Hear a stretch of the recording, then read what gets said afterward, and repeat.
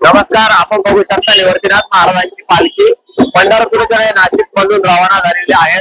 तरी माझ्या पाठीमागे बघू शकता महिला तुळशी वृंदावन घेऊन पंढरपूरकडे मोठ्या उत्साहामध्ये निघालेले आहेत। तसे महिलांच्या डोक्यावरती तुळशी वृंदावन आहे, झेंडा पताका देखील हातात आहे। वारकऱ्यांच्या चेहऱ्यावरचा जो आनंद आहे तो आपण बघू शकता। माझ्या निवर्तीनाथ महाराजांच्या रथावरती रथाच्या मानाचे बैलजोडी रथाला जोडण्यात आलेले आहेत। या रथाच्या मानाच्या बैलजोडीला मान त्र्यंबकेश्वर येथील वारकऱ्याला मान मिळाला आहे आणि या रथाची सजावट देखील अतिशय सुंदर करण्यात आली आहे। या रथाच्या सजावटीला फुलांची आरास देखील करण्यात आली आहे। यामध्ये मोगरा असेल, शेवंती असेल अशा अनेक फुलांचे टाळ मृदुंगाच्या तालामध्ये भजन करत वारकरी या रथामध्ये सहभागी होऊन मोठ्या उत्साहामध्ये सहभागी झालेले दिसत आहे। यामध्ये झेंडा पताका वैष्णवाचा नाद करत अक्षरशः टाळ मृदुंगाच्या नादात धुंद होत वारकरी पंढरपूरकडे रवाना झाल्याचे दिसत आहे।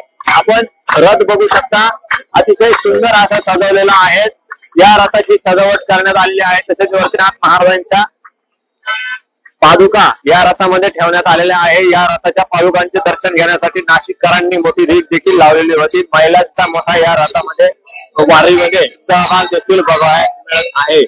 त्यात दिंड्या त्या रांगेत 1 नंबर पासून ते शेवटचा जो काही नंबर असेल त्या नंबर पर्यंत दिंड्या रांगेमध्ये या वारीत सहभागी होत आहे।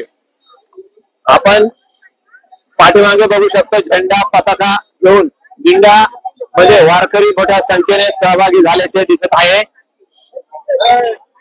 तरी या उत्साह हा काही आगळा वेगळाच उत्साह आहे आणि हा उत्साह बघण्यासाठी पंढरपूरलाच जावं लागत असं देखील वारकऱ्यांच्या मुखातून आपल्याला ऐकवयास मिळालं आहे।